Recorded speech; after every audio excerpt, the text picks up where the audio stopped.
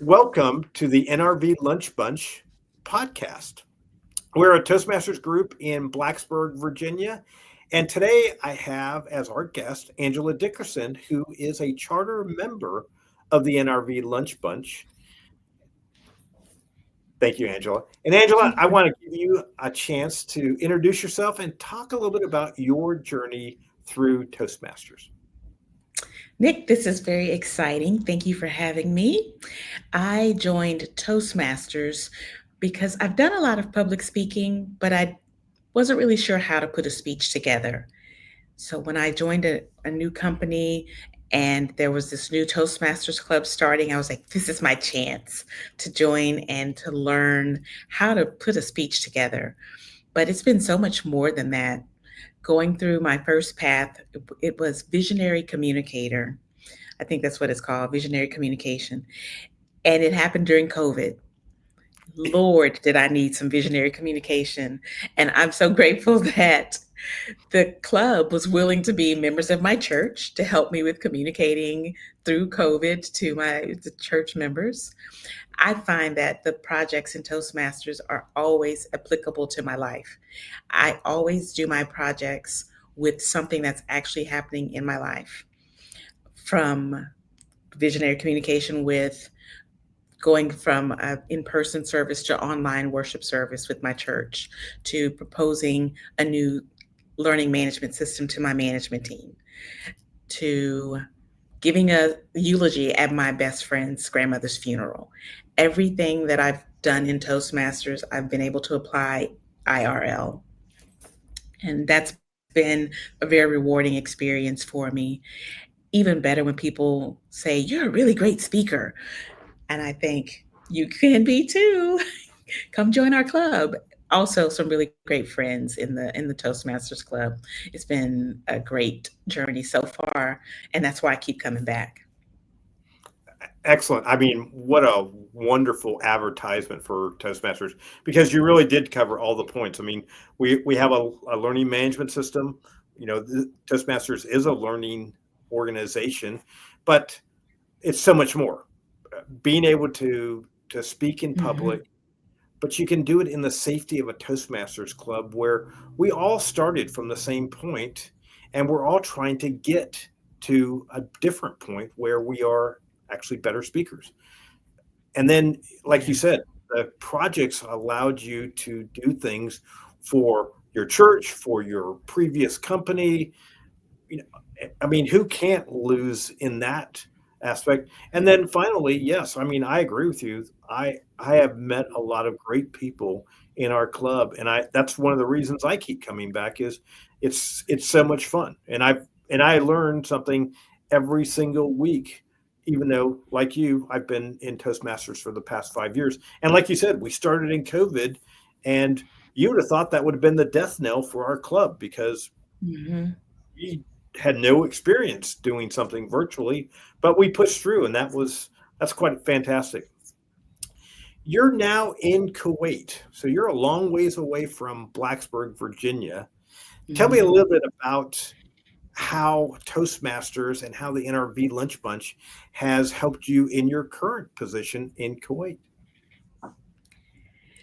The great thing about Toastmasters is it truly is an international organization. There are clubs here in Kuwait. I've visited with one, and I have plans to visit with another. Ironically, virtually, I visited the one that I went to. The next one, I'm doing my best to get there in person, but I've been able to also visit my own club virtually because we are a hybrid. That's really helpful. But just having that on my resume, having it on my LinkedIn profile when I meet other colleagues here in Kuwait that are also in Toastmasters, they're like, oh, a fellow Toastmaster. And even a couple of managers, we were in a meeting and someone mentioned that they were in Toastmasters. We had a little sidebar about it. A manager came to visit me and say, "What is this Toastmasters? Can you tell me about it? But more importantly, can you give me feedback on my presentation?" And I was like, absolutely, because we were saying how important the feedback portion is, the evaluation portion is of the meeting. That's where we really grow. And he really sought me out and asked me for feedback. That's So being wow. able to say, Hey, I'm a Toastmaster from all the way from the US and Virginia, and to have someone here who learned about Toastmasters here in Kuwait, a fellow American who learned about Toastmasters in Kuwait. She belongs to a club here in Kuwait, but we were able to connect over that. So it's been really cool. It's like being in a cool kids club. Yes, it's like being in a fraternity or sorority, and or Yes, you meeting somebody from your alma mater that wasn't necessarily in your class, but it's like, hey, we know each other through that connection. And then I love the part where your manager said, hey, could you give me feedback on my presentation? And it's like, we always say, who needs Toastmasters? Everybody needs Toastmasters. Yes, everyone. there are some people out there that are naturally great speakers, but for the rest of us, this is a great place to learn.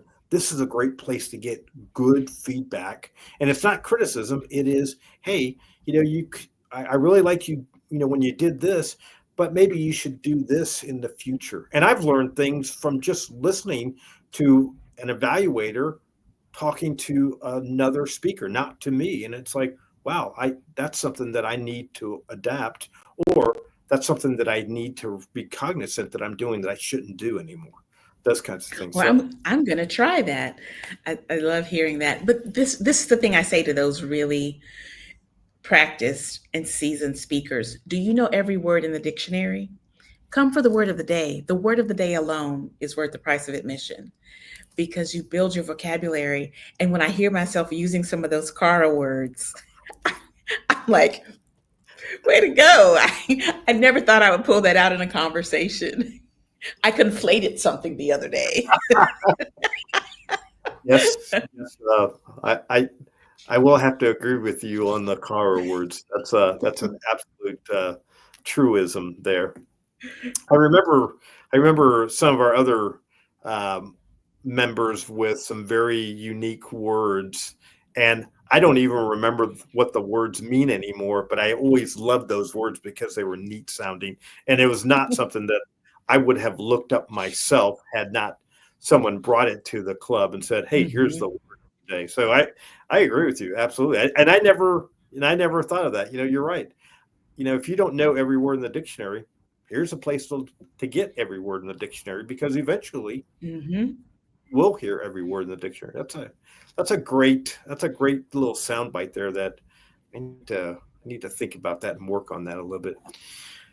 Tell us a little bit about not only attending a Toastmasters meeting remote, but remote from a completely different continent. How does that work out? We meet at noon Eastern Standard Time in the United States.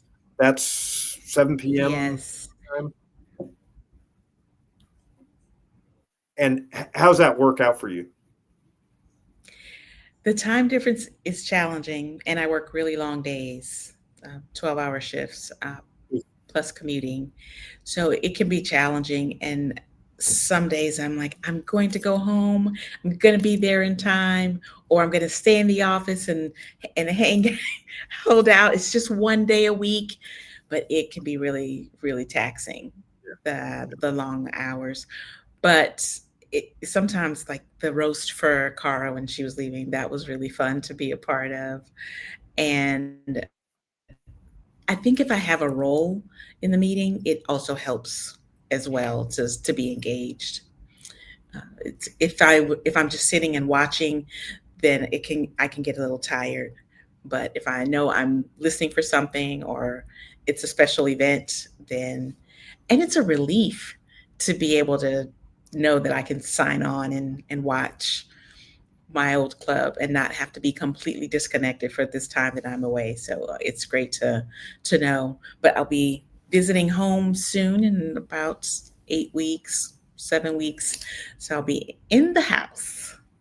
Nice, nice, excellent. And we love it when we have people zooming in, especially from around the world. I mean, this summer you were there from Kuwait. We had another member that was zooming in from Germany who was on an I internship. saw that. That's really neat because you do get a different perspective. And and we also get to hear different stories. Most of us haven't been to Kuwait before, so you get to present things about, hey, here are some things that are happening over here, and here's how we do things differently over here than what you're used to in Blacksburg, Virginia. So that's really kind of a neat benefit for our club. And I know that I've heard of other clubs that have members in India and in Gutter, other places of the world. And I think that's just that shows how international this organization really is, because it's not like this is an American organization and there are pockets all over the world. This is truly an international organization. Truly. It's neat to get that perspective from around the world. It's kind of like the Hmm. end Hmm. of a voluntary organization, so to speak. Yes. And I went to the Kuwait Toastmasters Club. I can't remember the full name of the club, but I went to their club virtually, and there was someone from India there, like you said, from other countries who were our members but are home right now, but they were participating. So it was a really cool experience. I didn't know at the time that they were in those other countries. When I debriefed with my colleague afterwards, she mentioned it to me. Okay. So, And what mhm. kind of things does a club in Kuwait do that is vastly different than what we do, or perhaps is exactly what we do, but maybe with a different kind of twist on it? One thing that they implemented, which is from the speech contest, is they gave 1 minute after each speech for the evaluator to take notes so the evaluator doesn't miss the rest of the meeting. And I thought, we have time in our meeting, we Oh could yeah. consider doing that. That was really neat. They also have, like, we have that opening at our meeting at the very beginning to buy us a little time for people to trickle in. They had a moment like that. It was like opening remarks from the Toastmaster. So the presiding officer opened up the meeting, but then they had opening remarks from the Toastmaster. And they put the table topics questions on the screen. I think because it's a multilingual audience, they put the question on the screen. That was probably really helpful for the non native English speakers. Yeah, those are some cool ideas. Hmm. I've had the opportunity to visit a lot of clubs in our district in Virginia to see different things that different clubs do, and some of them, it's like, hey, I really like them, and some of them are like, yeah, I kind of like the way, I'm kind of partial to the way we do things, and we run our meetings slightly different than a lot of the meetings, but I do like some of those ideas as well, because you're Hmm. right. When you're remote, it's hard to hear what's going on in the room, depending on how well their speaker system is. And I know we've had some technical challenges in our meeting before, and I think we've got those solved. But Hmm. it's it never hurts to be prepared just in case disaster strikes, because again, we're Toastmasters and we're able to adapt and overcome to any situation, except for if you're virtual. And last week we lost internet. That kind of made it hard to keep our virtual aspect up. But just about anything else, I think it's really important that the easier we make the meeting, the better the experience, because people like to go to something that is valuable to them and that they're going to learn something from, rather than going to a 1 hour briefing, because they can, I hate to say this, but they could go to a 1 hour boring briefing at work. um, this shouldn't be boring. This should be exciting and fun and vibrant. And I think that that's important. So, those are a couple of great ideas that we could adapt for our club as well. I Um, really like our roll call. I think our roll call is really great, especially if you know that you have folks online who are going to be speaking. They really it makes sure that everyone can be heard very early, and you don't have those interruptions in the meeting. So I would encourage others to implement that. yeah, that was something that we adopted, and I also like the theme, which is kind of alludes to your opening remarks by the Toastmaster. We do a theme every week, or most of the time. Sometimes our Toastmaster does not show up because we do meet during lunch and some of our members do work. And unfortunately, I don't understand this, but somehow work takes precedence over Toastmasters. I don't really understand that. But so sometimes we do have a Toastmaster that did not realize they were going to be the Toastmaster. And it's sometimes it's hard to think of a theme, an appropriate theme 5 minutes before the meeting. But I do agree with Mhm. you know, warming up the crowd, warming up the audience is important, whether you are doing a keynote speak or whether you're in a club. I think it's always. I think warming up the meeting does make the meeting more vibrant, more Mhm. you know, engaging everybody in that meeting rather than just the people that happen to have a speaking part that day. Mhm. Yes. And I think if you do it early enough in the meeting, you're more likely to get some of those who were less likely to raise their hand to speak up later in the meeting, to maybe volunteer for a table topics instead of being voluntold, as we like to say. Yes, yes. We use a lot of voluntolding, voluntelling. Not sure the not sure the correct use of that word. I'm not sure that word's even actually a real word, but we do that quite a bit. But I think it's I think everybody enjoys that. I mean, everyone has the expectation, especially if you're not a prepared speaker that day, you should expect that you will get called for table topics regardless. But Mhm. I enjoy it, and I really love sometimes hearing the answers from some of the people that get called up because sometimes you can really hear some really awesome stories that Yeah. absolutely extemporaneous, off the cuff, and just fun, that kind of thing. Mhm. So let's talk about your current role. You're in human resources in your current company. How could Toastmasters help your company in the training and learning development realm? That type of scenario. Mhm.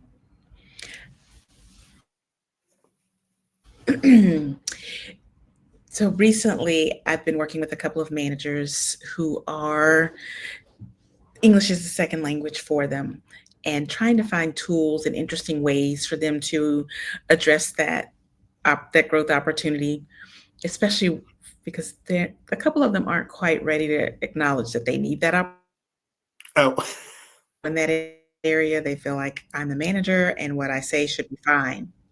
So having something fun, a different way of approaching the communication skills is what I've been looking for. So I've gotten one person to commit to going to a Toastmasters meeting. And I wow, was just giving her examples of some of the graduate students we had at our club who came in to practice their presentation skills before defending their dissertation.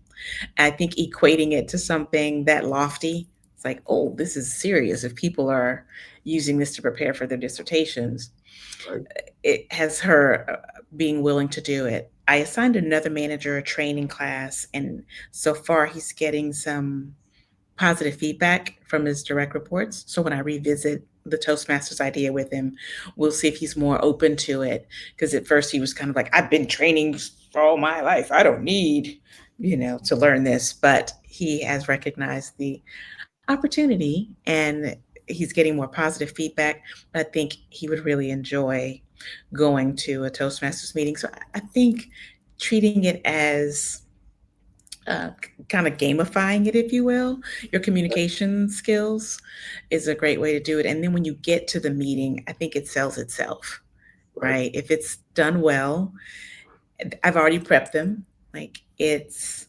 a very formal, but at the same time, it builds camaraderie, and you are working these different positions and roles in an hour, hour and a half. You don't even realize that you're sharpening the saw. I feel like it's a really positive tool. I was telling you earlier, I had a manager who overheard me talking to another Toastmaster about our experience, and he came and sought me out afterwards and said, "What is this Toastmasters thing?" He said, "So, can you give me feedback on my presentation?" And I was like, sure. Here's some of my initial thoughts. And he was like, I thought I needed to work on that. He was very open to it, but he literally came knocking on my door asking for feedback because he heard that I was a Toastmaster and that the evaluation portion is the most important portion of the experience. So I think if I can sell it, there used to be a Toastmasters club in the location where I work. And I think we have a huge opportunity to bring it back. Maybe I'll use it for my DTM project because one of the other Toastmasters may also be looking for a project. I really want to do something at home though with a youth leadership program but I could do them both if time Absolutely. allows. But I think there's a huge opportunity for us to benefit from sharpening our communication skills.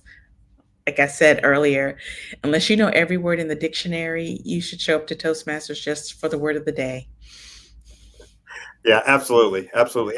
And I guess the struggle, we run into this problem all the time. Like I said earlier, I think that who needs Toastmasters? Everybody needs Toastmasters, but yet we don't Hmm. people storming our doors to join Toastmasters. And I think some of that is the trepidation of I have to speak in public. I would rather die than speak in public. But the beauty is that we're all in this together. None of us showed up at Toastmasters and we were the greatest speakers in the world. However, we have developed into very good speakers. And one of the things that attracted me was the fact that I heard great speakers, and I was like, you know what? I want to be like them someday. And like you, I've spoken in Hmm. public for a very long period of time, but I never really thought about how to compose a speech. I never really thought about vocal variety and hand gestures and moving with purpose and eye contact, all those things that go into making a great speaker into a phenomenal speaker. Someone that you just can't stop watching because they are so refined. And it sounds like some of that trepidation, Captivating. Yes. but it also sounds like there's a little bit of, well, I'm above this now. I don't need those skills. I'm a man. Hmm. I spent 30 years in the military, and I certainly didn't think that. Well, what can Toastmasters teach me? But I've learned a I lot. remember that. I learned a lot, and I hopefully I'm a Yes. little bit better of a speaker than I was 5 years ago. Maybe, maybe not. But I think that if we can, like you said, I think the trick is if you can get them to the meeting, they will be wowed by what goes on in that meeting because Yes. I have two other selling points that I like to pull out. I said, I don't think of it as a public speaking club. I think of it as a communication skills club. We are there whether our communication is interpersonal, one on one, whether it's speaking to a large group. It's really about refining my communication skills. That's what I think of it as. And it takes away some of that discomfort of being, in front of an audience or public speaking. It's almost like that's a bad word. And that's you're more afraid of the word than the actual action. The other thing I say is the workforce is constantly changing. There are young people coming in, like we're all getting older, right? And the way that we communicated when we first became managers, when we first got into this role, when the last wave of new hires came in, may be different than what's needed to reach the next wave of new hires. And that's where continuing to go to the meetings, engaging with other people, continuing to work the different paths is what helps you to refine those skills so you can think about how do I communicate with the next wave of folks? It's not just okay, I've got this. I know where all the I's are dotted and the T's are crossed. So I can talk to anyone. No, there are people from other cultures that you're now engaging with. There are younger people that you're engaging with. There are people who are career transitioning. So many different reasons to refine your communication skills. And that's another reason to go to a Toastmasters meeting. Right. Yeah, I and will agree with for that. organizations, right? Trying to talk my the directors.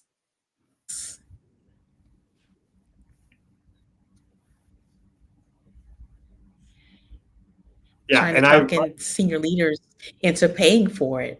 That is another way to say, get them started. Commit to the first year, put it on their performance plans, and then let them take it on from there. right, It's like they require you to get reimbursed for your college courses. Require reimbursement instead of paying for it up front. That way, people who they're invested in it. If you give it to them the first year, you let them employees do it the second year.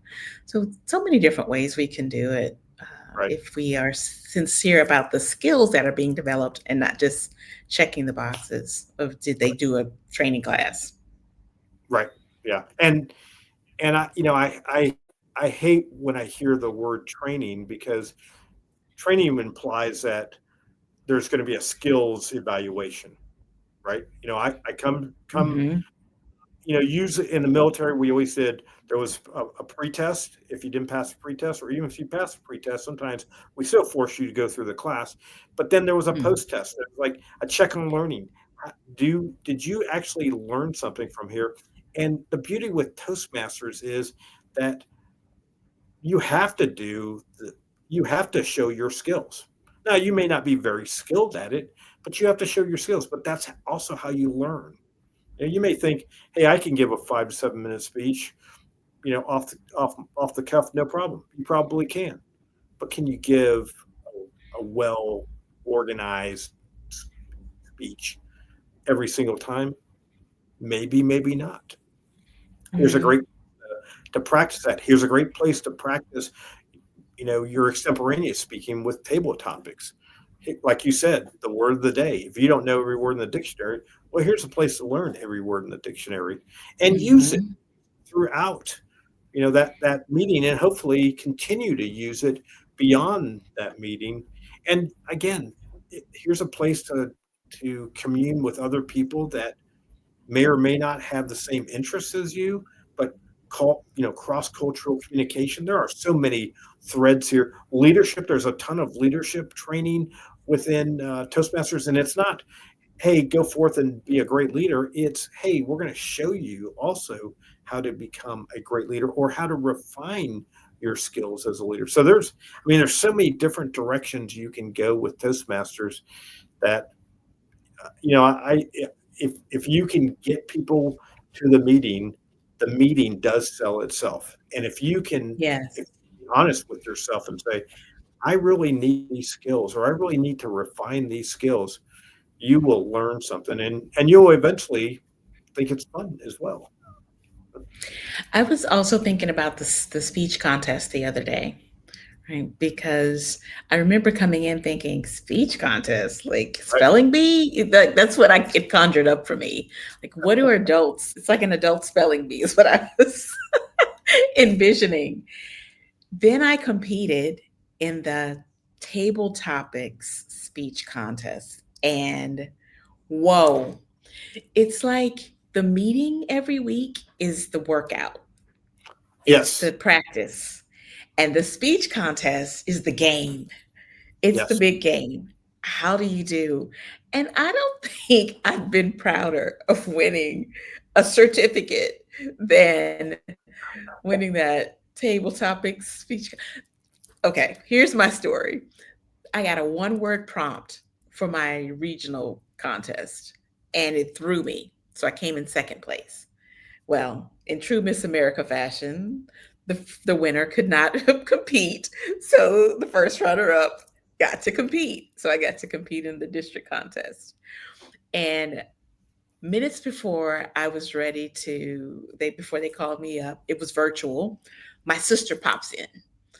I see her pop in on the Zoom, and I'm like, oh no, I can't believe she showed up. And the question was about what's the best gift you've ever received? And I told my 2 minute speech was about my parents finally giving me a sibling. And she's like crying, and I'm like, it's over like that. But it was so great. Like she got to hear me talk about her. But the fact that she popped in right before the prompt was fortuitous. Word of the day. And it was really great. But to think about it, it's like you have to put these skills to the test. And Right. yes, people can say, "Oh, you're so well spoken," or "Oh, you're a great speaker," but to actually have kind of a duel for, you know, first place was really cool. So I'm like, okay, so don't sleep on the speech contest either, because it was a lot of fun. Yeah. Yeah, I mean, the beauty of Toastmasters is there are so many things that you can do in Toastmasters. You mentioned before we got on, you mentioned you'd like to do well, actually, you mentioned as part of your DTM, your Distinguished Toastmaster, you'd like to do a youth leadership program. That's another Yes, program with Toastmasters. That there's so many yes. things that you can do in Toastmasters. You can become an accredited speaker. There's the sky is the limit. This is not, hey, one size fits all. This is, hey, you craft this the way you want to craft this. And I want to make a comment about your sister popping in on the district conference. You want to talk about pressure? My wife joined Toastmasters, and I wasn't sure how I was going to perform now that my wife was there, but it turns out that I really enjoy listening to her speeches, and she acts like she enjoys listening to my speeches as well. But like you said, the pressure of now someone that you love is there. There's a lot of pressure, but the beauty of it is that most of the time, those people did not know that you were going to be that eloquent of a speaker. Mm-hmm. Heard you Mm-hmm. speak. How cool is that? I mean, Mm-hmm. It yeah. was very cool. That is, and I love hearing your wife's speeches too. She has the gift of storytelling that I will Yes, she never does. achieve. But She I'm glad paints that a good picture. yes, she does. I absolutely love her. I love her being there because it's different when you come home from Toastmasters and you say, "Well, here's what we did," and not being a Toastmaster, not really understanding the context. But now Mm-hmm. home, she'll say, "Oh, that was really neat," or "Hey, I really love this person's table topic." It's really cool that we're able to enjoy Toastmasters together. Yes, and she does. She gives her speeches really cool titles too.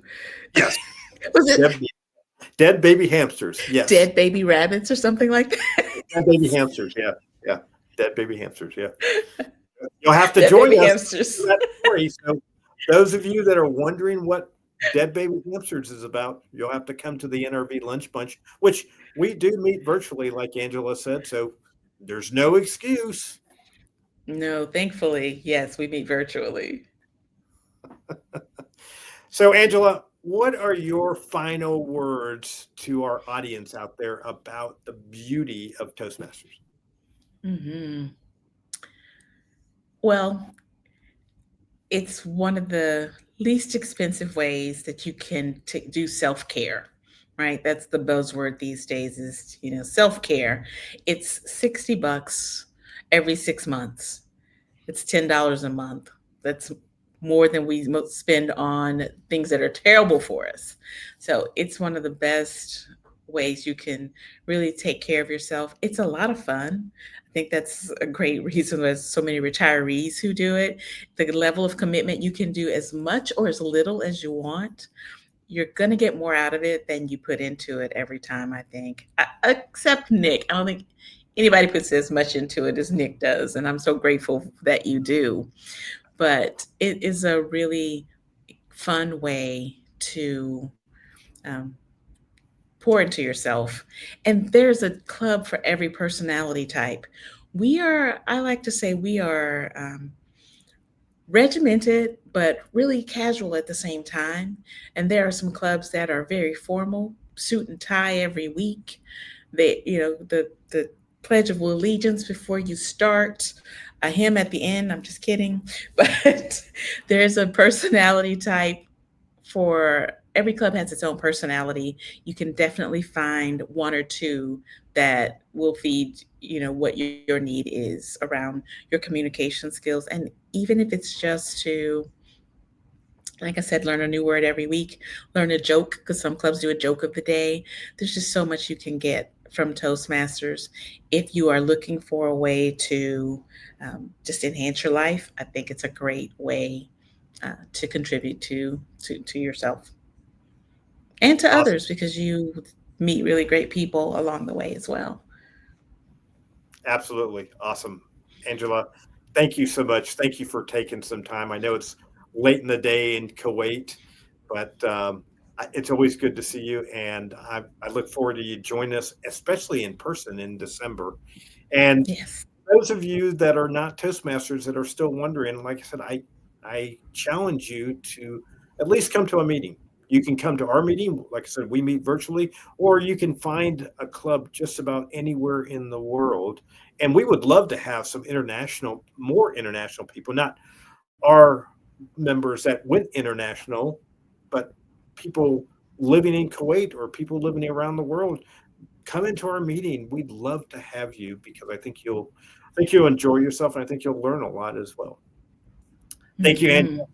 Have a wonderful Thanks, rest of your Nick. evening, Yeah. and join us for another podcast coming soon.